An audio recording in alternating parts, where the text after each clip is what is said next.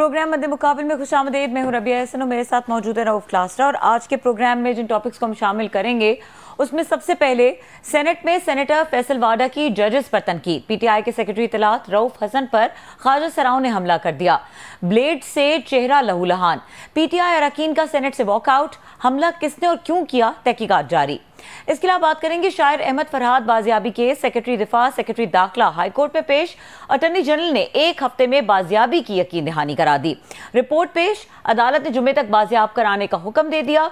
दौरान समाअत क्या हुआ, इसके ऊपर बात करेंगे। इसके अलावा बात करेंगे पंजाब असम्बली में हद तक इज्जत का बिल मंजूर, ट्रिब्यूनल 6 माह में फैसला करने का पाबंद होगा।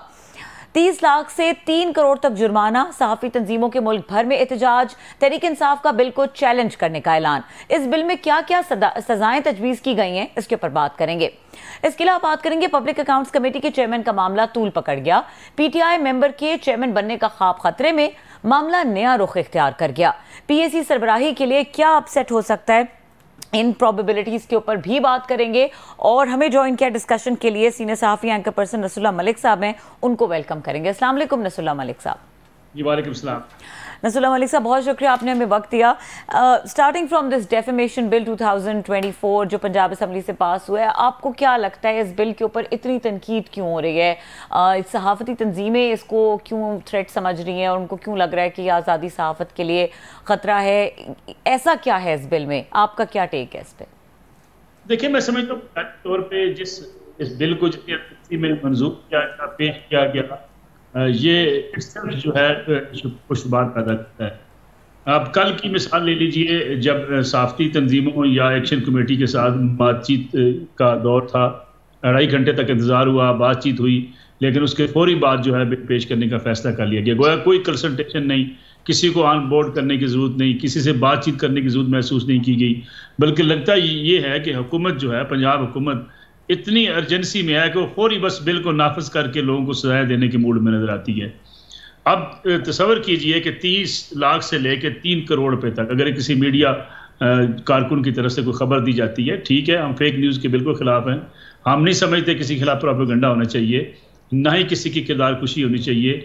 लेकिन इसकी बुनियाद पर अगर तो आप इस्लाह करना चाहते हैं तो आपकी सोच डिफरेंट होनी चाहिए। लेकिन आप सिर्फ जुर्माने करके लोगों को जेलों में डाल के लोगों की आवाज़ बंद करना चाहते हैं, तो ये आपकी सोच कारफरमा नजर आती है इस पूरे प्रोसीजर के अंदर। आपको इतनी जल्दी क्या है? और ये पीका ऑर्डिनेंस पहले भी आ चुका, पहले मुस्लिम लीग नवाज की हुकूमत लेकर आई, फिर पीटीआई की हुकूमत लेकर आई, फिर अब 2024 में आपको खामखा ज़रूरत क्यों पेश आ रही है? फिर पंजाब असम्बली में एक नया सवाल पैदा होता है, इस पर रऊफ खुलासा साहब भी जो है तफसीली बात करेंगे। पंजाब असम्बली एक बिल पेश करती है, एक कल केपी की असम्बली लेकर आ जाएगी, कल सूबा सिंध की असम्बली लेकर आ जाएगी, फिर जो है कोटा असम्बली बिल पेश कर देगी। तो होगा क्या? ये कैसे क्लियर होगा? एक नेशनल इशू है, उसको सूबे अपने अपने एंगल से देखना शुरू कर देंगे कि हमारे यहाँ ऐसे हद तक होगी, ऐसे हद तक नहीं होगी। फिर अपने अगर किसी शख्स को अगर फेक न्यूज़ से रोकना भी है तो उसके लिए एक तरीक़ाकार ऑलरेडी मौजूद है। उस पे अमल दरामद करने के बजाय आप रोज़ नए कानून लाने की कोशिश करते हैं। हाँ, सोशल मीडिया पे आपको अगर कोई कानून साजी करनी है, अपने कानून में रिफॉर्म्स करनी है तो आप ज़रूर करें, लेकिन अब इसकी आड़ में लोगों का गला बंद करने, लोगों की ज़ुबानें बंद करने का जो तस्वर पाया जाता है, इससे हुकूमत को चाहिए कि पीछे हटे, डायलॉग करे और इस किस्म की कार्रवाई से बाज रहे कि जो जिसके नतीजे में आज़ादी इजहार के ऊपर कदगन लग जाए। अच्छा नसरुल्लाह मलिक साहब, ये जो आपने बात की है कि एक इसका एपरेंट साइड है और एक इसका हिडन साइड है, अब लोगों की समझ के लिए बताइए कि क्या इस बिल में ऐसी चीज़ें हैं जिसकी वजह से ये लगता है सहाफ़ियों को, या इससे ये तासुर मिल रहा है कि गला घोंट दिया जाएगा? और क्योंकि देखिए रेगुलेट होने की बात तो हर कोई करता है, सब फेक न्यूज़ को मानते हैं, सब कहते हैं कि बहुत ज़्यादा तनकीद होती है, बेजा इल्ज़ाम तराशियाँ होती हैं, ट्रेंड्स चलाए जाते हैं, वीलॉग्स किए जाते हैं, तो रेगुलेट भी करना है और बिल्स भी नहीं लेकर आने, तो फिर कैसे चलेगा ये मामला? देखिए, रेगुलेटरी जरूर करें। मैं आपको छोटी सी एक मिसाल देना चाहता हूँ। इसमें कहा गया कि इदारे को भी जुर्माना होगा। फर्ज जो अगर जो है वो कोई ऐसी फेक न्यूज़ देगा या कहीं तज़हीक एक जो आमेज़ मवाद होगा, उसके नतीजे में इंस्टीट्यूशन जो है उसको भी जो है मोर्द इल्ज़ाम ठहराया जाएगा। आप एक फ़र्द ने खबर दी है, आप दोनों को उसके साथ इंगेज करना चाहते हैं। तीसरा ये कि इसकी आड़ में आप चाहते हैं कि ब्यूरोक्रेसी को, इसकी आड़ में आप चाहते हैं मेम्बरान असम्बली को, वज़रा को, जज साहिबान को, तमाम जो हुकूमत के जो लोग जवाबदेह होते हैं अवाम के सामने, उनको अब इससे मुस्तस्ना करार देना चाहते हैं कि जी उनके खिलाफ बात भी ना हो सके, उनके खिलाफ तनकीद भी ना हो सके। फिर दूसरी बात जो सबसे अहम है वो ये है कि आप किसी को जो है कम अज़ कम माजत करने का, बड़ी बड़ी सी तौहीन अदालत में होती है, जाकर लोग अपने अल्फाज में माफ़ी मांग लेते हैं, आप उसको भी मौका नहीं देना चाहते। नहीं, एक दफ़ा होगी बात, उसके बाद उसको सजा भुगतने के तैयार होना चाहिए। और उससे भी बड़ी बात यह है कि ये टीवी चैनल से ये कहा जाएगा कि भाई फलां जो प्रेस कॉन्फ्रेंस हुई उसमें एक शख्स ने किसी को चोर डाकू कह दिया, उसको ऊपर 30 अरब का इल्ज़ाम लगा दिया। भाई अब सियासतदान अपनी ज़बानें ठीक करो, अपनी ज़बानें बंद करो। एक दूसरे पे ऊपर कीचड़ आप उछालते हो, इल्ज़ाम तलाशी आप करते हो, फेक न्यूज़ आप फैलाते हो। भाई उस टीवी का क्या कसूर, इसका माइक लेके एक रिपोर्टर खड़ा है या आपके वो जो है ऑन एयर कर रहा है, अब पैमरा भी कहती है जी आप जाइए सारे वो टीवी चैनल जिसने जनाब फलां गुस्ताखी जो टीवी पे ऑन एयर कर दी। प्रेस कॉन्फ्रेंसों में आप रुकते नहीं हैं। आप पिछले 76 वर्षों में एक दूसरे के चोर डाकू, गद्दार, मुल्क दुश्मन और इतने अरबों रुपए के एक दूसरे के ऊपर इल्जाम लगाते रहे हैं। पकड़ा तो आप लोगों को जाना चाहिए कि जो सियासतदानों ने इस मुल्क का हाल किया है, जिस तरीके से उन्होंने एक दूसरे के खिलाफ ब्लेम गेम के जरिए वोट बैंक अपना बढ़ाया है। जो जितना ज्यादा किसी को ब्लेम करता है उतना उसको पॉपुलैरिटी मिलती है। बजाय इसके उनको रोकने के आप उस माइक का रास्ता रोकना चाहते हैं, आप उस प्लेटफॉर्म को बंद करना चाहते हैं जहां से ये आवाज आ रही है। सियासतदान तय करें ना आज के बाद एक दूसरे को झूठे इल्जाम नहीं लगेंगे। झूठे इल्जाम लगाने की उनको आज़ादी होगी, रिपोर्ट करने वाला फंसेगा। जी मलिक साहब बहुत शुक्रिया आपका sir. It's a very important issue जिस पे आप भी बात कर रहे हैं और हम भी रेज कर रहे हैं। आखिर इतना गुस्सा मरियम नवाज साहबा में, नवाज शरीफ साहब में या शहबाज शरीफ साहब, हम तो इन तीनों के ही कहेंगे, इतना गुस्सा क्यों है? कि क्योंकि मैंने पढ़ा है सारा ये बिल जो है, ऑलमोस्ट आपने भी गो थ्रू किया है। मैं भी क्लिप भी देख रहा था, 9 बजे वाली खबरों में चल रहा था। मरियम साहबा जब ये इमरान खान साहब के दौर में इसी तरह का मिलते जुलते, इतना सख्त तो नहीं था जितना अगर ये हमारे सामने है। तो वो मेरा ख्याल है यहाँ सरीना होटल में आई थी, एक यहाँ पे सेमिनार कराया गया था जिसमें वो स्पीकर थे। तो उसका ये क्लिप मैं देख रहा था, मरियम साहबा तो उस वक्त इन्हीं ही ये चीज़ों के खिलाफ इमरान खान साहब के दौर में जो होने वाली थी और लोगों को इसी तरह पकड़ना था उन्होंने और सजाएं देनी थी, 6-6 महीने तक जमानतें नहीं होनी थी उस वक्त। तो वो तो बड़ा खिलाफ बोल रही थी उन्होंने कि मैं हमेशा आपके साथ खड़ी रहूंगी और मैं किसी को ये काम नहीं करने दूंगी। ये 3 महीने के अंदर अंदर इतना गुस्सा, इतना एंगर वॉइस हो। मेरे ख्याल में मरियम नवाज साहबा को और मियां नवाज शरीफ को मिसगाइड किया जा रहा है इस बिल के हवाले से, और एक ऐसी जो है उन तक चीज़ पहुंचाई गई है कि गोया मीडिया आपके खिलाफ है और मीडिया आपके खिलाफ कोई मुहिम जोई कर रहा है और मीडिया आपके रास्ते में कोई रुकावट बनना चाहता है। हालांकि बिल्कुल आपने दुरुस्त कहा, जब ये PTI ये काम कर रही थी उस वक्त मरियम नवाज साहबा साथ खड़ी थी। वो कह रही थी कि आज़ादी इज़हार राय के ऊपर कोई हम पाबंदी नहीं लगने देंगे, हम साफियों का साथ देंगे।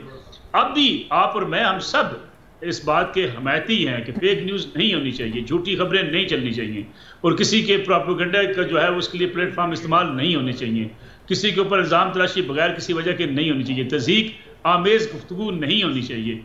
हम इसके हमेशा से हमायती रहे, लेकिन उसको तरीक़ाकार करने के 2 तरीके हैं। एक इस्लाह करने के लिए आप कोई रास्ता अख्तियार करें, एक तरीक़ाकार है कि आप इसकी आड़ में लोगों की ज़बानें बंद करें, लोगों को जेलों में भेज दें। अगर आपका मकसद लोगों को जेलों में भेजना है तो फिर ठीक है, फिर जितने मर्जी आप कानून मंजूर कर लें, लोगों को पकड़ पकड़ के जेलों में डालते रहें।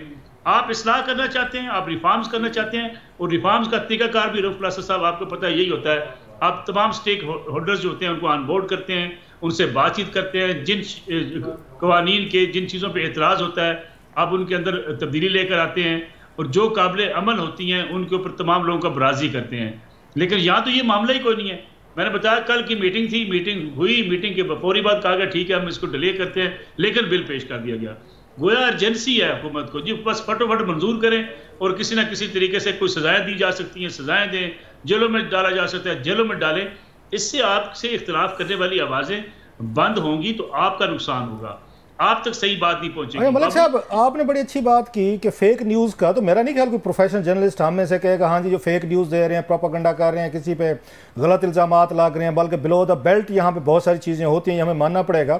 बहुत ज़्यादा नास्टी, रूड, वेरी, मैं क्या लफ्ज़ यूज़ करूँ, जो यहाँ पे ट्विटर, सोशल मीडिया पे बड़ी गलत गलत चीज़ें आती हैं। हम भी विक्टिम बनते हैं लॉट ऑफ टाइम, लेकिन हमारे पे लॉज हैं ऑलरेडी। मैं ये पेमरा में मैं 50 पेशें भुगत चुका हूँ, 15 केसेस भुगत चुके हैं, अल्हम्दुलिल्लाह जीते हैं, अदालतों में हमने केसेस जीते हैं। हमारे पे तो ऑलरेडी लॉज हैं। आपने अगर रेगुलेट करना भी था इसको, जो करें, मैं इस हक में हूँ कि सोशल मीडिया रेगुलेट होना चाहिए, लेकिन the way it's being done, ये तो जनाब मुशर्रफ के दौर में भी इस तरह की सजाएं, इस तरह का मतलब ये बंद करना कि किसी पे बात ही नहीं हो सकती, तो फिर ठीक है जनाब, मतलब मार्शल में और आप लोगों में क्या फ़र्क रह गया? आप ये ओहदे लेना चाहते हैं, आप पार्क्स एंड प्रिविलेजेस लेना चाहते हैं, फैमिली फ्रेंड्स के पैकेजेस लेना चाहते हैं, लेकिन आप कहते हैं आप पे तनकीद क्यों ना करें, कोई बात ना करे, और ये डिटरमिन करना ये फेक है नहीं है। वो कहते हैं पहले दिन ही 30 लाख रुपया देने आपने, उसके बाद ही बात शुरू होगी जनाब के बाद में देखेंगे आपके साथ क्या करना है।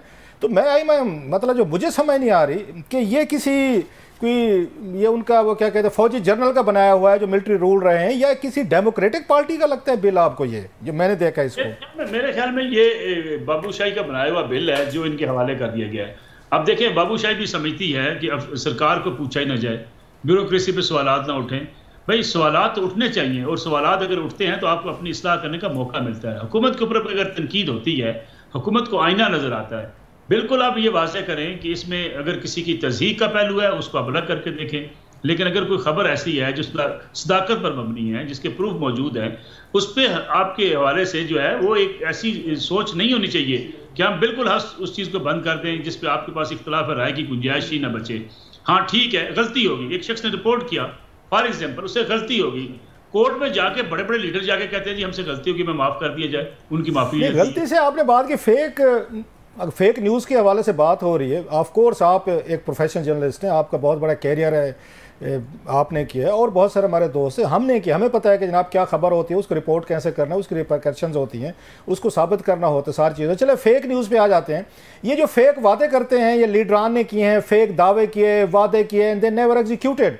अपने लिए भी ला लेकर आए हैं कि जनाब कि हम जो यहाँ झूठे वादे करते हैं, कौम और मुल्क से, लोगों से, जवानों से बोलते हैं, तो अपने लिए भी कोई ला है इनके कि अगर हम अपने वादे ना पूरे कर सकें, हम एग्जीक्यूशन ना करें, तो what should be the punishment, या सारी पनिशमेंट उनके लिए जो इनको एक्सपोज करेंगे?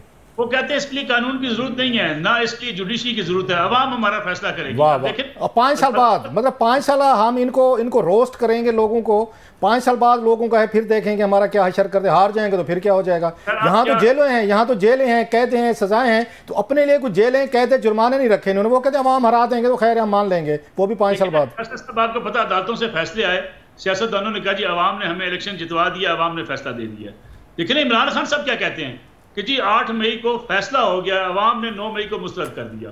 भाई आपको वोट डालने का मकसद ये नहीं है कि जो जुर्म किसी ने किया हो वो खत्म हो गया, उसको आप कोर्ट ऑफ लॉ में आपको जाना है, आपको साबित करना अपने आप को बेगुनाह।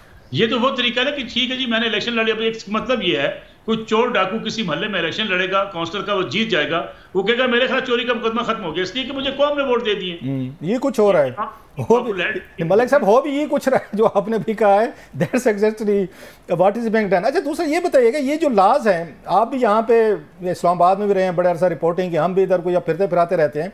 ये बस जो है ना, मैंने कोई 5-6 साल पहले सुनी थी, ये जो आई है ना, जो लॉ आया है, वो ये कहते थे कि हमें यहाँ पे रशियंस, यहाँ पे चाइनीज़ और सऊदी मॉडल पे हमें लॉज चाहिए। और ये खान साहब अब उनके हामी नाराज़ हो जाएंगे, लेकिन दिखाए जा सकते हैं, खान साहब की तकरीरें भी हैं, क्लिप्स भी हैं, लेकिन टीवी पे नहीं दिखा सकते, नहीं दिखा रहे। अदरवाइज़ ये ड्रीम, ये ख्वाब तो खान साहब ने देखा था जनाब कि मुझे पावर चाहिए सऊदीज़ वाली, रशियंस वाली और चाइनीज़ वाली, मैं मुल्क को ठीक कर दूँगा। और सबसे ज़्यादा फोकस ये था कि सोशल मीडिया जो है इसको ठीक करें, और हमारी इस्टेब्लिशमेंट भी चाहती थी उस वक्त इनको ठीक किया जाए।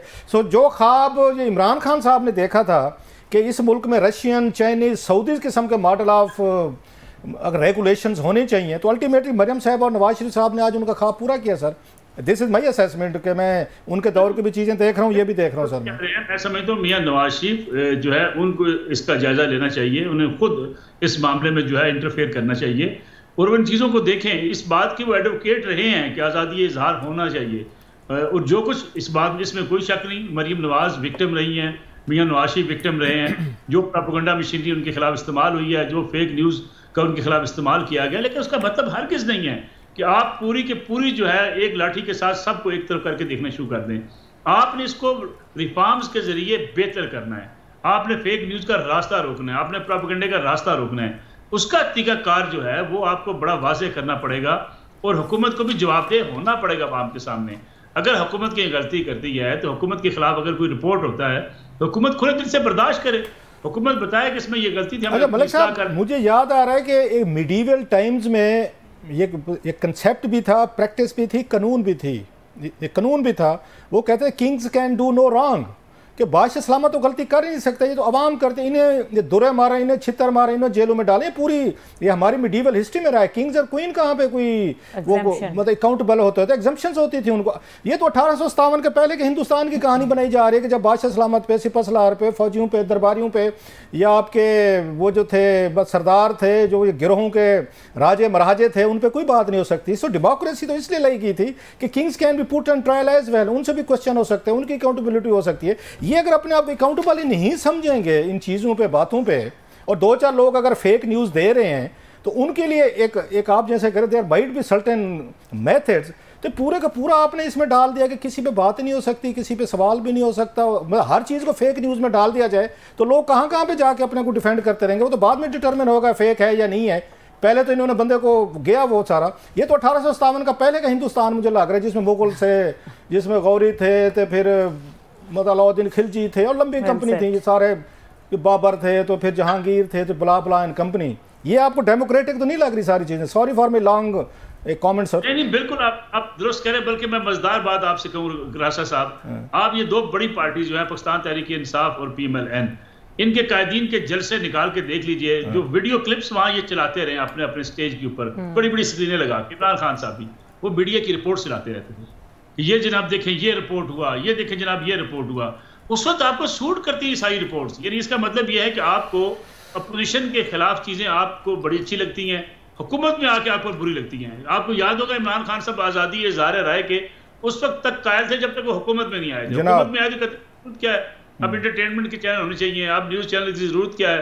फवाद साहब हमारे दोस्त हैं, वो कहा करते थे अब इस मुल्क के अंदर एंटरटेनमेंट के चैनल चलाएं ताकि लोगों के अंदर जरा ये पैनिक खत्म हो। पैनिक पैदा आपने किया था, यही हाल अब मुस्लिम लीग नवाज की हुकूमत का है। ये भी चाहते हैं कि ठीक है जो कुछ हमारे खिलाफ होना था हो चुका, लेकिन अब ये है कि हमारे खिलाफ कोई बात। अच्छा मुझे याद आया आपने अभी बात की है ये डेफिमेशन लॉज में, इमरान खान साहब की भी बड़ी वो दिली ख्वाहिशात थी। मैं तो कहता हूँ आज किसी को अगर थैंक यू लेटर भेजना चाहिए ना मरियम साहबा को, फर्स्ट ऑफ ऑल वो इमरान खान साहब को भेजना चाहिए। मैं बहुत सारी चीज़ें हम कल भी लेकर आएंगे कि खान साहब यही काम कर रहे थे और बहुत सारे एहतजाज हुए, चीज़ें हुई, नए लोग थे थोड़े से पीछे हट गए थे और अदालतों ने भी फैसला, जस्टिस अतर मनीला साहब ने एक इस पर फैसला दिया इमरान खान साहब के दौर में जब ये चेंजेस आ रही थी डेफिमेशन लॉ में, वेरी सख्त चेंजेस आ रही थी, तो ये पहले होते रहे। इमरान खान साहब को भेजना चाहिए मरियम साहबा को कि आपने मेरा ड्रीम जो था पूरा किया है।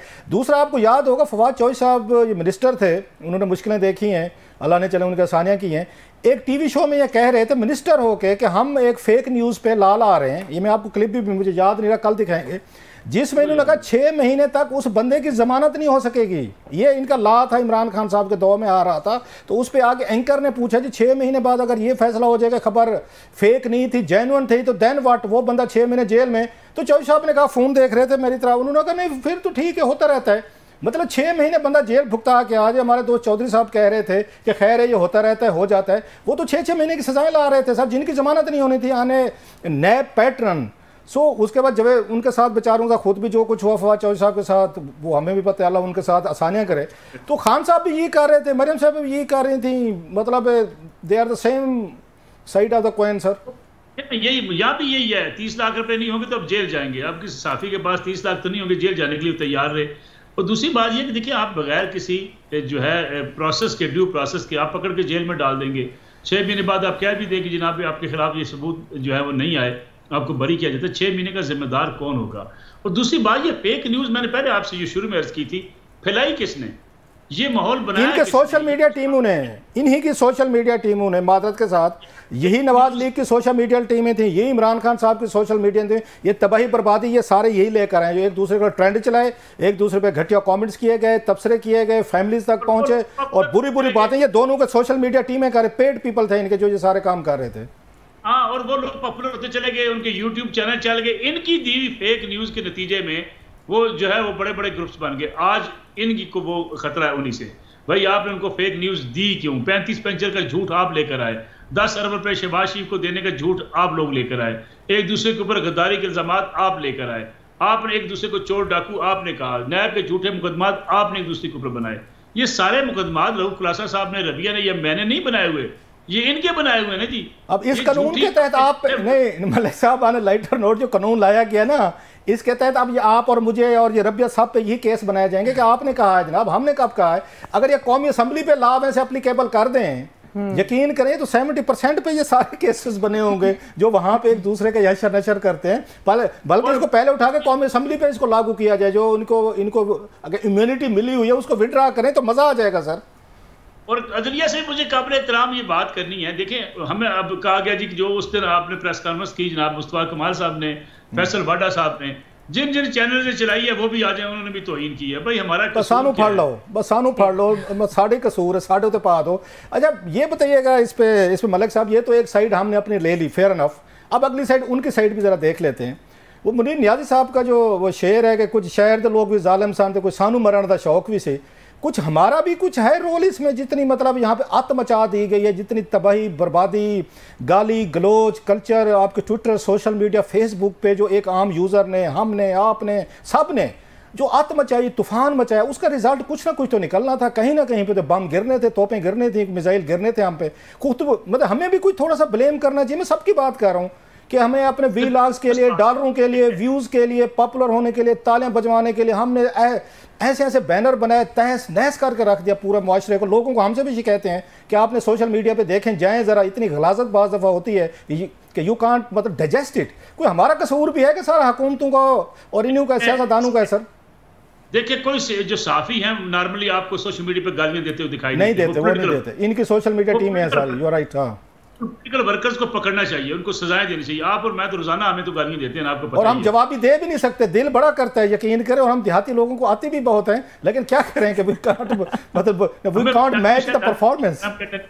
किसी को गाली देना पार कोई इखलाकियात नहीं है, लेकिन एक वो पॉलिटिकल वर्कर है गाली देने वाले, दूसरे जो आपने जिसका जिक्र किया, मीडिया के अंदर बैठे हुए चंद लोग होंगे जो फेक न्यूज फैलाने वाले हैं, वरना मीडिया के भी वो पॉलिटिकल एक्टिविस्ट हैं।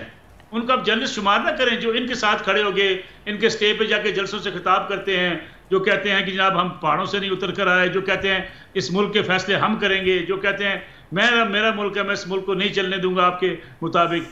वो पॉलिटिकल एक्टिविस्ट हैं, they are not a journalist. Journalist का काम है रिपोर्ट करना, जर्नलिस्ट का काम है खबर देना, ना कि ये कहना कि फलां शख्स को रिहा ना किया गया तो हम जेल के बाहर। लास्टली मलिक साहब, मेरा अपना एक तजर्बे भी हैं, साफ ज़ाहिर डील भी किया है, कोई केसेस भी देखे हैं।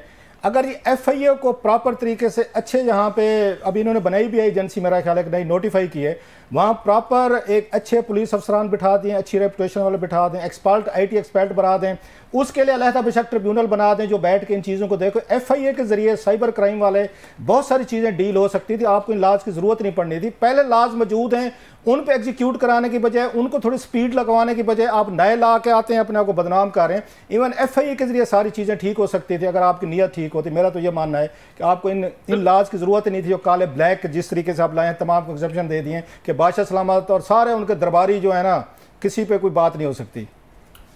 बिल्कुल ठीक कह रहे हैं, उन कवानीन के मुताबिक कार्रवाई हो सकती है। देखिए, दो काम करने चाहिए, सोशल मीडिया पे गंद फैलाने वाले, गालियां देने वाले, बिल्कुल उन कार्रवाई करें, प्रोपेगेंडा करने वाले जो पाकिस्तान बैठे हैं उनको पकड़ के जेल भेजें, हमें इस पर कोई एतराज नहीं है। उनके खिलाफ सजाएं दें उनको जो गालियां देते हैं। और जो मुल्क से बाहर बैठे हैं उनसे मैं और आप दोनों, उनके वालिदैन से दस्तबदस्ता दरख्वास्त करें, अपने बच्चों को गालियां मत सिखाएं। गालियां देने वाले बच्चे को अच्छे इंसान नहीं होते, वो आपके लिए भी और आपके आने वाले खानदान के लिए भी बेइज्जती का बायस है, यानी कोई इज्जत का बायस नहीं है। आपका बच्चा बैठ के ये तो ना कराने वाली गल हुई, ये तो आपकी ख्वाहिश ही रहेगी जो आप बता रहे हैं कि वालिदैन बताएं। कहाँ बच्चे सुनते हैं आजकल वालिदैन की, बल्कि वालिदैन को वो तो आमिर खान भी ये आमिर खान इंडियन एक्टर इतने बड़े कह रहे थे, कहते मेरे बच्चे मेरी नहीं सुनते। उन्होंने कहा पूरी दुनिया आती है मेरे से मशवरे लेने फिल्म कैसे बनानी है, माँ सिवा मेरे बच्चों को। कहते बाबा आपको क्या पता है? तो बच्चे तो भाई साहब आमिर खान के भी नहीं सुनते, बल्कि जरदारी साहब उस दिन कह रहे थे बिलावल मेरी नहीं सुनता। आप कह रहे हैं इनके वालिदैन जो है वो बच्चों को समझे। बच्चे किधर समझते हैं, हमारे भी नहीं सुनते बच्चे सर जी। चलिए अपना किरदार तो अदा करें, जो मुल्क से बाहर बैठे हैं वो कानून नहीं है, ठीक है, कम से कम एक नहीं सिखा दिया जाए। बहुत शुक्रिया ब्रदर, थैंक यू। बहुत शुक्रिया। हमारे साथ नसरुल्लाह मलिक साहब मौजूद थे, एक्सक्लूसिव गुफ्तगू कर रहे थे। ब्रेक का वक्त हुआ, ब्रेक के बाद बात करेंगे फैसल वाडा साहब ने जो सेनेट में आज तकरीर की है और तहरीक इस्तेहकाक जमा कराई है, उसके हवाले से बात करेंगे। हमारे साथ रहिए।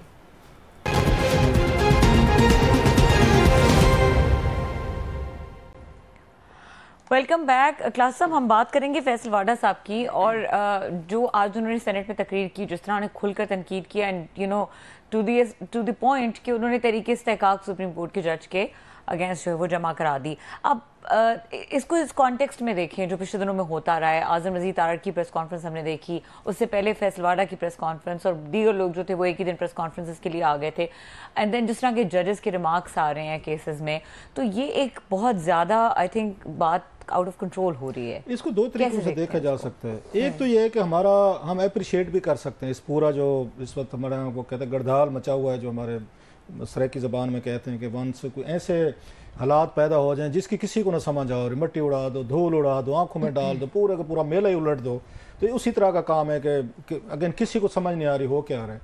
एक तो ये है कि हम इसको अपनी इस खूबसूरती भी समझ सकते हैं कि हमारे ये इंस्टीट्यूशन जो हैं आपस में वो लड़ाई कर, लोगों को तो ये लगता है कि लड़ाई हो भी रही है, तो लेकिन एक उन्होंने सिस्टम कोलैप्स नहीं किया। अब आप देखें 2008 के बाद यहाँ पे हुकूमतें गिरी, वज़ीर आज़म जेलों में गए, उनको डिस्क्वालीफाई हुआ, गिलानी साहब हुए, फिर उसको नवाज शरीफ साहब हुए, 5-6 हमने वज़ीर आज़म भुगता लिए, लेकिन इसके बावजूद सिस्टम चलता जा रहा है। मतलब रुका नहीं है कि खुदा ना खासा मार्शल नहीं लग लिया, फौज नहीं आ गया, 8-10 सालों के लिए आपने सियासतदानों को आउट नहीं कर दिया, फिर दोबारा हम उस प्रोसेस से नहीं गुजरे, पेनफुल से गुजरना था। सो हम ग्रो भी कर रहे हैं, एक दूसरे के पावर्स हूँ, इंस्टीट्यूशंस की हूँ, इदारों की हूँ, साथ साथ दोनों काम चलते जा रहे हैं। और इंस्टीट्यूशन की भी वो अकाउंटेबिलिटी कह लें, उनके एवोल्यूशन कह लें, वो सेनेट की हो, असम्बली की हो, जो आपकी इनकी फ़ौज की हो, या सीक्रेट एजेंसीज की, या अदालतों की, या मीडिया की इवन हमारी।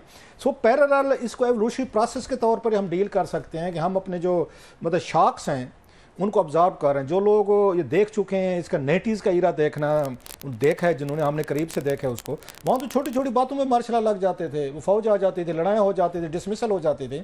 सो हमारे इंस्टीट्यूशन उस हद तक आप देखें तो बड़ी चेंजेस आई, एक चीज़। दूसरी चीज़ ये है कि फैसल वाडा साहब जो हैं, इनको किसी ने देर से उनको एडवाइस किया है कि ये गुफ्तगू जो उन्होंने की थी उन्होंने जजेस पे, उसके लिए आपका फोरम जो है ना, प्रेस क्लब या प्रेस इंफॉर्मेशन डिपार्टमेंट नहीं थे। ये लेट उनको कुछ ने समझाया है, किसी उनके कुलीग ने या किसी और बंदे ने उनको बताया कि भाईजान ये तकरीरें जो आपने करनी थी ना, ये कौमी असम्बली या सेनेट के आपने फोरम पे करनी थी, क्योंकि वो सेनेटर हैं तो आपको सेनेट के फोरम पे करनी चाहिए थी, क्योंकि अंडर द लॉ यहाँ पे सेनेटर हो या कौमी असम्बली का मेंबर, वो जो तकरीरें करते हैं कौमी असम्बली में, उनको उस पर वो मिली हुई इम्यूनिटी है, एग्जम्पशन मिली हुई है, उन पर ट्रायल नहीं हो सकता, उन पर केसेस नहीं हो सकते कि आपकी कौमी असम्बली की प्रोसीडिंग पे ऐसा अदालतें जो हैं आपको बुलाकर आप पे कुछ केस नहीं कर सकती, ट्रायल। आपने कभी सुना कि किसी ने तकरीर की और उसके बाद उसको किसी जज ने बुला लिया हो या उन पर कंटेम्प्ट लग ली गई हो या केस? नो, बिकॉज उनको कॉन्स्टिट्यूशनल तौर पर उनको कॉन्स्टिट्यूशनल तौर पर प्रोटेक्शन हैं। ये बात उनको बाद में समझ आई, लिहाजा आज आप देख उन्होंने खुलकर बातें की हैं, नाम भी लिए हैं उन्होंने, उसके बाद बताया भी है और उन्होंने सारी चीजें की। लेकिन एक और भी डेलिकेट चीज है इसमें, जिसने उनको ये बात बताई है ना, उनको फैसल साहब को, उनको एक और बात बताना भूल गए हैं। वो ये है कि कॉन्स्टिट्यूशन में ये भी लिखा हुआ है कि फ्लोर ऑफ द हाउस पे आप आर्मी और जुडिशरी के खिलाफ तकरीर नहीं करेंगे, ये भी लिखा हुआ है। सो दैट्स अ वेरी मतलब एक ऐसी और एक बड़ी अजीब सी सिचुएशन। मजेदार बात हुई, आपने बड़ा जबरदस्त बिल्ड किया और फिर एकदम से वो कोलैप्स कर गया कि ये आपको दोनों चीजें देखनी चाहिए था। जिसने मशवरा दिया है कि आप वहां पे कर लें, उधर जा फेयर वर्क करें आप, डट जाए। हालांकि पहले देखे वाडा साहब जो हैं, बाद में उन्होंने थोड़ा सा अपने आप को रीएडजस्ट पोजीशनिंग करने की कोशिश की, लेकिन नहीं हुए तो फिर उन्होंने जब उन्हें फील किसी ने मतलब यार दोस्त फिर रहे होते हैं जो थोड़ा चुक देते हैं, कोई नहीं वाडा साहब तुम जाओ, फिर जो मतलब ठा करनी कर दो। वो पहले से ही बंदा थोड़ा दिमाग तपा हुआ होता है, वो ऊपर से मेरे जैसे 2-4 मिल जाते हैं वो और चढ़ा देते हैं। तो वाडा साहब को इसी तरह का अगेन इसी तरीके का किया, क्योंकि अदरवाइज उन्होंने कहा ना बातें हो जाती हैं, मैं जाऊंगा, एक्सप्लेन करूंगा, मैं बताऊंगा। पहली लाइन उनकी ठीक थी, मुझसे अगर पूछें जब उनको नोटिस आया इसका तौहीन अदालत का, वो पहली लाइन ठीक थी, जो उन्होंने अपने आप को रीएडजस्ट किया। बंदा कर लेता होता, बंदा मतलब उसमें जोश खिताबत में बहुत सारी बातें कह देता होता, सियासतदान तो ज्यादा कह जाते होते हैं। सो वो लाइन ठीक थी क्योंकि आपको बुलाया हुआ है। अब ये जो है ये मोर ओवर है जो आज उन्होंने सेनेट में किया है। ये उनको बाद में किसी ने कहा है कि नहीं भाई साहब अब आपको बुलाया तो है ना उन्होंने, बस जाओ तो पाए जाओ, तो जो करना है ना हशर नशर करने देखी जाएगी, हमारे यहाँ कहते हैं देखी जाएगी। अब वाडा साहब को थोड़ी सी जो 2-4 चीजें देखनी चाहिए। उन्हें लगता है कि पावरफुल लोगों की शायद उनको सपोर्ट है और वो उनका कॉन्फिडेंस नज़र भी आता है, खुद भी माशाल्लाह बहुत अच्छा बोलते हैं। ऊपर से आपको 2-4 को तगड़े बंदों ने आपकी कमर पे हाथ रखा हुआ। हमारे गांव में तो अगले बंदे उल्टा देते हैं, पूरे के पूरे महल्ले मतलब उल्टा देते हैं। तो वाडा साहब जो हैं वो इसी ही उस फ्रेम ऑफ माइंड के साथ हैं, क्योंकि एक तो हाल्ट हैं वो इनसे जस्टिस अतर मनीला साहब से कि उन्होंने इनको डिस्क्वालीफाई किया था। So there is some personal element as well. Number 1। दूसरा एक आज उन्होंने एक और समझदारी की है वाडा साहब ने, उन्होंने अपनी जो उनके साथ ज्यादती हो रही है, जिसको ज्यादती समझते हैं जुडिशरी की तरफ से, उन्होंने कैनवस बड़ा कर दिया है। आज मतलब उन्होंने एक उसके वो कहते हैं फैमिली एल्डर की तरह उन्होंने कहा जी इमरान खान के साथ जुडिशरी ने ज्यादती की, ये आसिफ जरदारी के साथ की, इन्होंने नवाज शरीफ साहब के साथ की, उन्होंने भुट्टो साहब के साथ की। सो तमाम पार्टीज की उन्होंने पॉपुलर स्टांस ताकि तमाम पार्टीज उनको सपोर्ट दें, तो वो सपोर्ट लेके सुप्रीम कोर्ट के सामने जाएं कि आपने सिर्फ मेरे साथ ज्यादती नहीं की, 8-10 और लोग भी हैं जिनके, इमरान खान साहब भी हैं, फलाने भी हैं, भुट्टो साहब भी हैं, बीबी भी हैं, जरदारी भी है, और ये नवाज शरीफ गिलानी सारे हैं। So that was a very smart caught on the part of collective victim, उन्होंने कलेक्टिव एक विक्टिमहुड लेकर जा रहे हैं। ब्रेक का वक्त हो रहा है और ब्रेक के बाद इसी बात को कंटिन्यू करते हैं, इस पॉइंट को कि आगे क्या होने जा रहा है, कुछ उसके बारे में बताएं। पीएससी का मामला भी अड़ा हुआ है, ब्रेक के बाद डिस्कस करेंगे, हमारे साथ रहिए। Welcome back. क्लासेस साहब, आप फैसल वाडा साहब पे बात कर रहे थे, और अब जो इम्पोर्टेंट बात यह है कि जिस तरह आज उन्होंने सेनेट में तो डिफेंड कर लिया या जो भी बात कर ली, आगे अब क्या होगा? मेरा ख्याल है कि फैसल वाडा साहब ने उस बेंच के लिए थोड़ी सी मुश्किलात पैदा कर ली हैं, जिन्होंने इनका तौहीन अदालत का या तौहीन जजेस का केस सुनना है, काजी साहब ने सुनना है। अच्छा। कि अब काजी साहब पे दबाव बढ़ेगा, अगर कोई दरमियान में वो रखना भी चाह रहे थे, कोई लाइन रखना भी चाह रहे थे कि चलें बेनिफिट ऑफ द डाउट दिया जाए, चलें फैसल वाडा साहब आएंगे, बंदा कह देता है कि मेरा मतलब ये नहीं था या मैंने ऐसे कर लिया। Some time you indirect apology होती है, और अपने आप को कोर्ट की मर्जी पे आप मतलब बात भी कह के दी, कर भी दी, तकरीर भी कर दी, अदालत के सामने कह दिया, मतलब जजेस हैं, आपको बात माजत करनी पड़ती है, फेयर एनफ। लेकिन अब उन्होंने मेरा ख्याल है मुश्किल कर दिया है उनके लिए काजी साहब के लिए और बेंच के लिए कि वो एक सॉफ्ट व्यू लें, एक मॉडरेट व्यू लें। सो ये फैसल वाडा साहब के लिए प्रॉब्लम हो सकता है। वाडा साहब जाके अदालत में कितना बोलेंगे, कितना बोल सकते हैं, या फिर वही कुछ होगा जो इमरान खान साहब के साथ किया गया कि उनको वहाँ लिंक पे रख के 2.5 घंटे बिठाया गया, नहीं बोलने की इजाज़त दी गई। तो इसी तरह की कुछ चीज़ें होंगी फैसल साहब के लिए, क्योंकि फैसल साहब के पीछे भी साफ ज़ाहिर है, वो हमेशा कहते हैं, खुद कहते हैं हमारे शोज़ में कई दफ़ा कहा जाए कि उनके एस्टेब्लिशमेंट से तल्लुकात हैं, कभी उन्होंने छुपाए भी नहीं, एवरीबॉडी नोज, और उनको भी पता है। सो अब ये उनके लिए बड़ा टेस्ट है, वो एक बैटल लड़ उन्होंने ले तो ली है, he has picked up the fight, fair enough. एक मदर ऑफ ऑल बैटल्स है ये जो लड़ेंगे। अब कितना अदालत इनको मौका देती है कि वहां पे यही बातें कह सकें, या इनका वकील होगा, साफदर वकील का इनको करना पड़ेगा। वकील कभी भी इतना इमोशनल जज्बाती नहीं होता जितना आप और मैं हो सकते हैं। वो तो क्योंकि उसने बेंच के सामने फिर पेश होना है, उसके फिर केस लगने, वो फैसल वाडा साहब के लिए मेरे लिए वो इतना रिस्क तो नहीं लेगा, यही तकरीर उसी तरीके से उसी पैशन के साथ जज साहब के साथ कर दे जैसे वाडा साहब ने कर दी है। सो मेरा यह ख्याल है वाडा साहब is in a bit trouble.